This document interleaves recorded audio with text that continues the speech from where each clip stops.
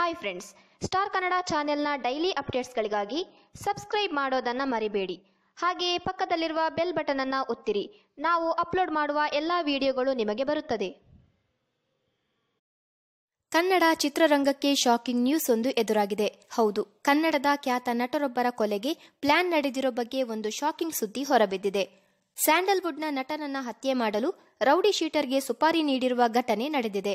Shock ಆದ್ರೂ ಇದು ನಿಜ. ಹಾಗಾದ್ರೆ ಯಾರು ಆ ನಟ?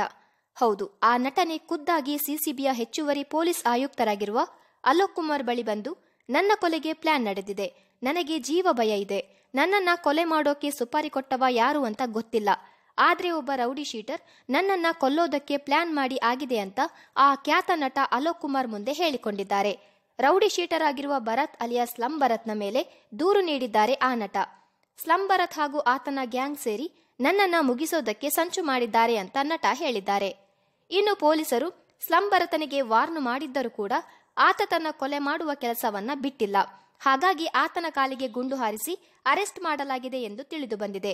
ಇನ್ನು ನಟನ ಕೊಲೆಗೆ ಈ ರೌಡಿ ಭರತನೇ ಡೀಲ್ಗೆ ಇಳಿದಿದ್ನ ಅಥವಾ ಭರತ್ನನ್ನು ಬಳಸಿಕೊಂಡು ಬೇರೆ ಯಾರಾದ್ರೂ ಈ ಕೆಲಸ ಮಾಡ್ತಾ ಇದ್ದಾರಾ ಅನ್ನೋದು ತಿಳಿದಿಲ್ಲ.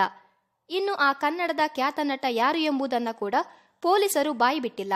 ಯಾಕಂದ್ರೆ ಆ ನಟನ ಹೆಸರು ಹೇಳಿದ್ರೆ ಬೇರೆಯವರು ಕೂಡ ಅವರ ಹಿಂದೆ ಬೀಳ್ಬಹುದು ಎಂಬ ಉದ್ದೇಶದಿಂದ ನಟನ ಹೆಸರನ್ನ ಗೌಪ್ಯವಾಗಿ ಇಡಲಾಗಿದೆ. ಇನ್ನು ಸದ್ಯಕ್ಕೆ ರೌಡಿ ಶೀಟರ್ ಭರತ್ ಪರಪ್ಪನ ಅಗ್ರಹಾರ ಜೈಲಲ್ಲಿದ್ದಾನೆ. ಈತ ಬಿಡುಗಡೆ ಆದ ನಂತರ ಎಲ್ಲಾ ಪ್ರಶ್ನೆಗೆ ಉತ್ತರ ಸಿಗಲಿದೆ. ಈ ಬಗ್ಗೆ ನಿಮ್ಮ ಅನಿಸಿಕೆಯನ್ನ ನಮ್ಮ ಕಮೆಂಟ್ ಬಾಕ್ಸ್ ನಲ್ಲಿ ತಿಳಿಸಿ. ಹಾಗೆ ಸ್ಟಾರ್ ಕನ್ನಡ ಚಾನೆಲ್ನ ಸಬ್ಸ್ಕ್ರೈಬ್ ಮಾಡೋದನ್ನ ಮರಿಬೇಡಿ.